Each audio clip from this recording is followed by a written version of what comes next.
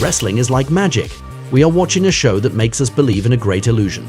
But in reality, there are dozens of secret techniques to manipulate viewers and make sure everything goes according to plan.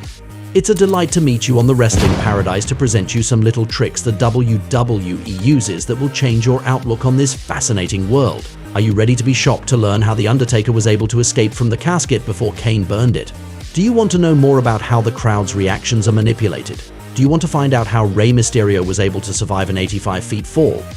And are you curious to learn how the Big Boss Man was able to be hanged safely? You have come to the right place because in our video we will discover together multiple secrets that the company uses and they will amaze you. You are on the Wrestling Paradise, WWE's Little Tricks. Let's go. For our first one, we take a little trip down memory lane to WrestleMania 15. It's March 1999 and The Undertaker was going to face the Big Boss Man in a Hell in a Cell match. This cage always promised very violent confrontations, and that's what happened on that day. We had one of the most shocking scenes ever.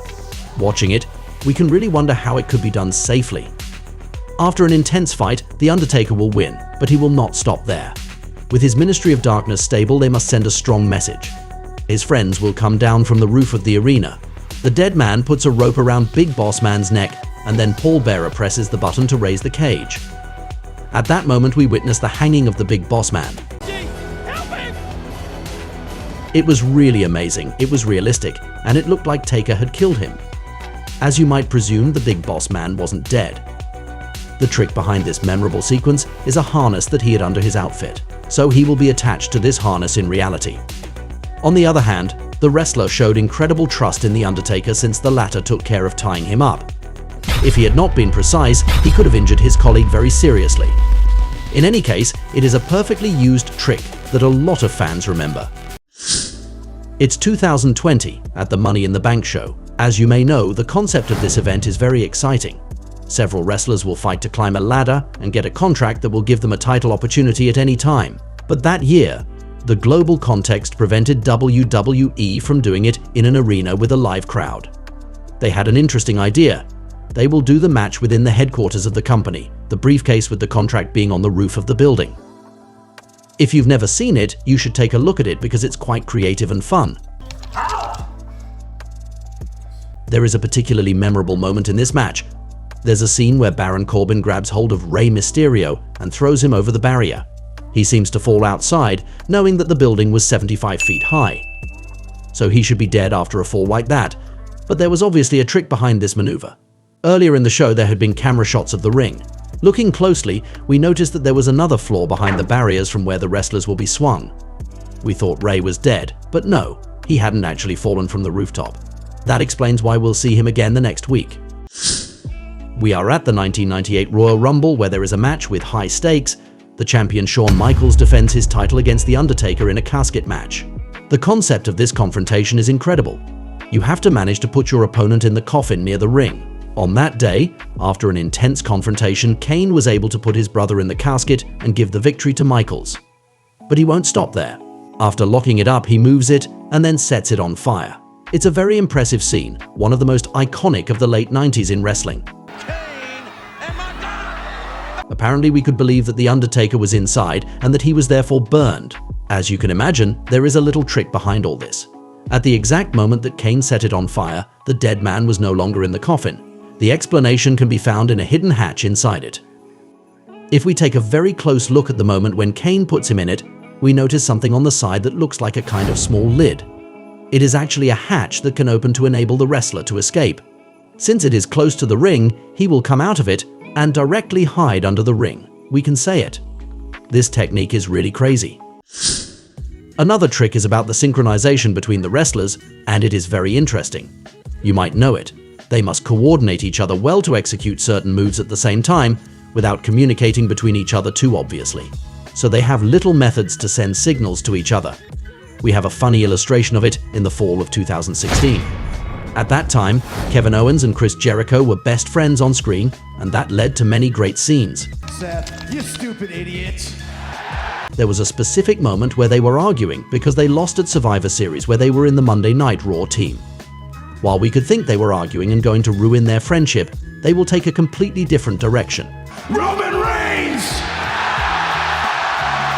They said Roman Reigns exactly at the same time and then gave each other a friendship hug. We may wonder how they managed to be so synchronized. If we observe their exchange carefully, we can discover the trick.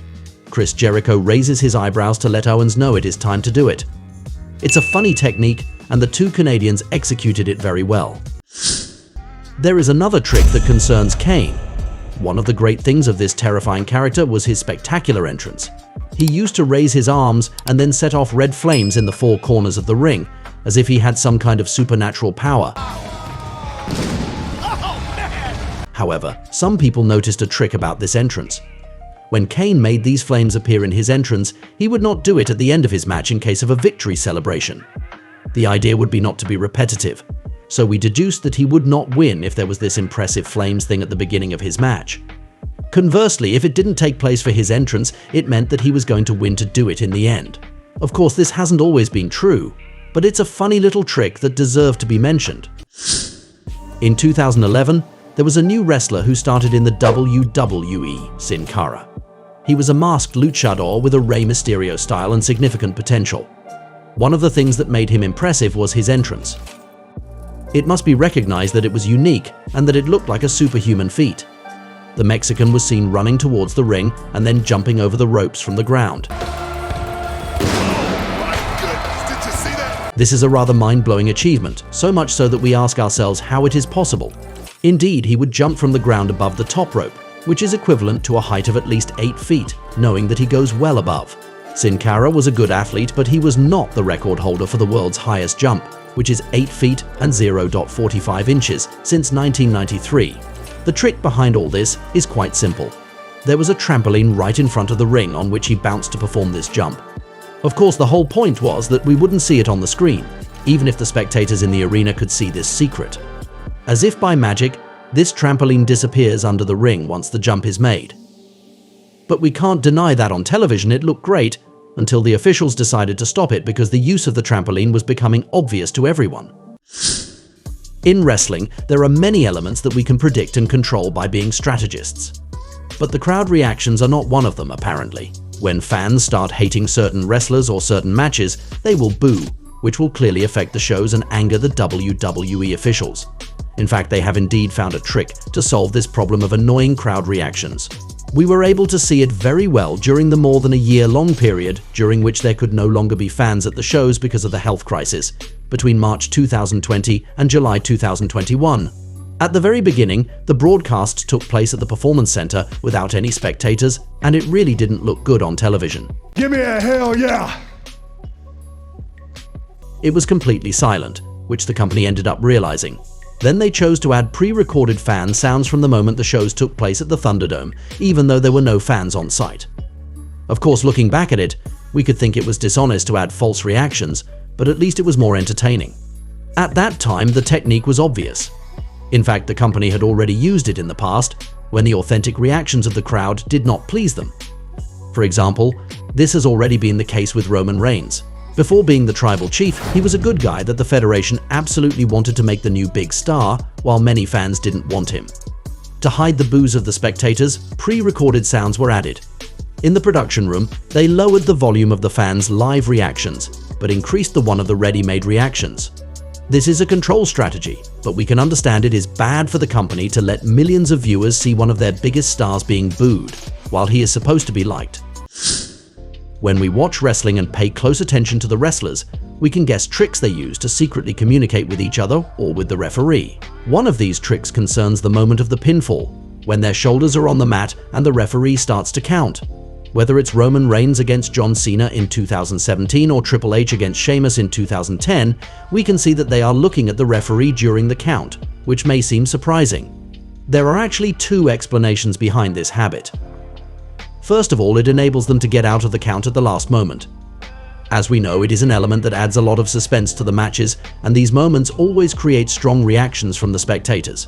To be able to get out of it as late as possible, the wrestlers therefore observe the referee's arm, which enables them to act at the appropriate time.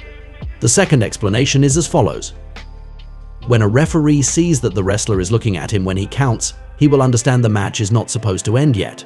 So it prevents him from counting to 3 by accident and maybe making the wrong wrestler win. It is also necessary to realize the referees do not always know the outcome of the match beforehand. It is therefore a very useful trick that has several functions at the same time. We're on Raw in 2012. On that day, the demonic Kane had attacked the beautiful Eve Torres, whom he wanted to kidnap in an ambulance. That was without counting on John Cena, who will save her at the 11th hour. There was a small problem in this scene, however. Just as Kane was about to lock up his victim, the sequence was launched too early on the screen. It was incredibly amateurish. We could see Eve moving willingly into the ambulance, while she was supposed to be more panicked than ever. We will even see a production guy discreetly give the cue to Kane that he could do his thing.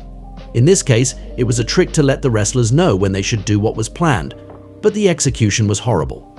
At least, these images show the importance of never going out of character and communicating effectively so as not to make huge mistakes live. When we watch a match, the goal is to be involved in a story and to want to know who's going to win. But over time, we were able to see WWE's little tricks as spectators to guess what was going to happen. Unfortunately, they can spoil the result of a match for us. For example, in the case of a top rope suplex, there's a high chance the wrestler who seems about to undergo it won't if he doesn't put his feet on the top rope.